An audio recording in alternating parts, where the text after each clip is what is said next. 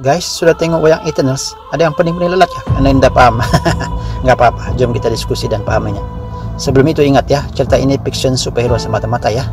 Apa itu Celestials Marvels? Celestials adalah makhluk kosmik yang sangat berkuasa dan bertanggung jawab kepada terbentuknya alam semesta. Antara Celestials yang paling berkuasa termasuklah Aeson the Searcher, Ghost-Stalker, Rokna the Exhumer, dan lain-lain. Dalam wayang Eternals, Celestials yang ditonjolkan adalah Arishem the Judge. Ia adalah Prime Celestials yang mencipta matahari pertama untuk menerangkan alam semesta atau universe. Celestials ini pada mulanya telah mencipta Deviants di bumi untuk membantunya melahirkan Celestials baru, tetapi makhluk pemangsa ini menjadi tidak terkawal. Oleh itu Arishem telah mencipta Eternals untuk memusnahkan Deviants ini. Jom kita explore cerita Eternals. 5.000 tahun sebelum Masehi, 10 Eternals yaitu Ajax, Cersei, Ikaris, Kingo, Sprite, Pestos, Makari, Druk, Gilgamesh dan Tenah telah diantar oleh Celestials Arishem ke bumi untuk membasmi Deviants. Selama beribu tahun Eternals melindungi manusia daripada Deviants. Cuma timbul persoalannya, kenapa mereka tidak melindungi bumi daripada Thanos, sedangkan Thanos bertanggung jawab kepada kemusnahan separuh daripada alam semesta?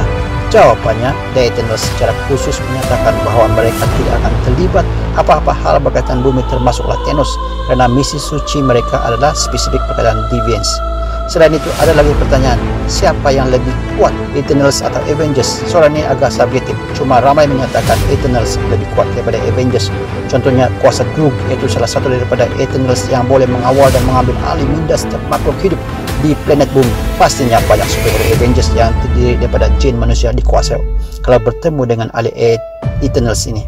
Cuma Avengers juga ada hero-hero yang pelik seperti Doctor Strange dan Scarlet Witch. Jom kita berbalik kepada plot cerita wayang Eternals.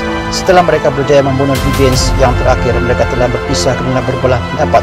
Mereka terus tinggal di bumi menunggu kembalinya Celestials Arishem. Diceritakan semasa Cersei dan Sprite tinggal di London, Cersei telah mempunyai hubungan dengan Dana Whiteman yang bekerja di Natural History Museum. Semasa mereka berjalan di bandar berkenaan, mereka telah diserang oleh Deviants Crew. Semasa serangan itu, Ikaris telah datang untuk melindungi mereka. Deviants Crew telah dicederakan tetapi dapat sembuh semula kerana kebolehan ini diperoleh melalui serapan kuasa daripada Ajax yang dibunuhnya. Ajax adalah bekas ketua Eternals.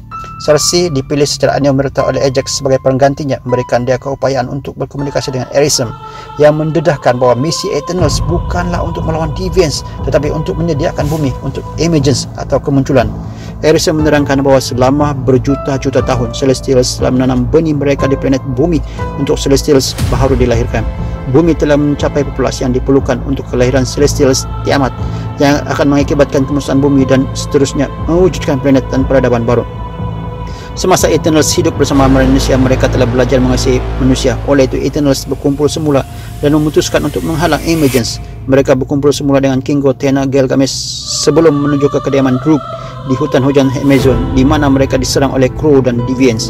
Crow membunuh dan memakan Gilgamesh, mempunyai bentuk humanoid sepenuhnya dan keupayaan untuk bercakap sebelum melarikan diri. Selepas membakar Gilgamesh, mereka melawat Pestos yang mencadangkan Druk untuk menidurkan Tiamat. Menggunakan kuasa kawalan mindanya akan dikuatkan oleh Unimind dengan gabungan kuasa semua Eternals. Tiba-tiba Ikaris mendedahkan bahawa dia telah dimaklumkan tentang emergence oleh Ajax berabad-abad sebelumnya dan menolak Ajax ke bawah gaun untuk dimakan oleh Deviants. Perbelahannya dengan Eternals yang lain akan menyebabkan dia melarikan diri bersama Sprite yang jatuh cinta dengan Ikaris tetapi merasakan dia tidak akan pernah dicintai kerana bentuknya yang kekal seperti kanak-kanak. Kingo juga meninggalkan kumpulan kerana dia tidak akan mau berhadapan dengan Arishem, Ikaris dan Sprite. Sementara itu, Makari telah mencari tempat emergence dan menjumpainya yang terletak di kaki gunung berapi aktif di lautan Hindi.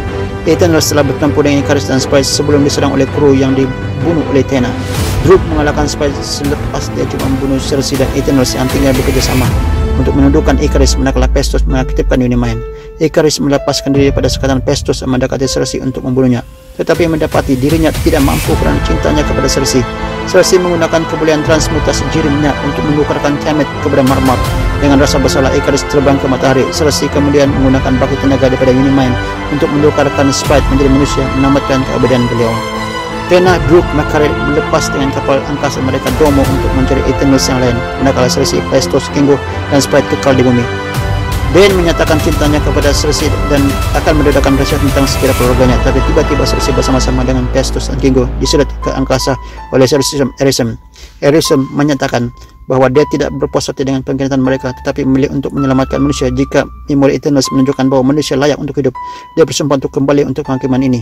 Dalam adegan ini akhir Tena, Makari, dan Rogue dikunjungi Eternals Heroes, Abang Thanos dan pembantunya People Troll menawarkan bantuan mereka. Sebagai bonus, dalam babak kredit akhir wayang berkenaan, Dan membuka peti lama yang diwarisi daripada nenek moyangnya yang mengenai ibunya Blade, yang menghidupkan cerita atau wayang legenda baru, The Black Knight. Thank you.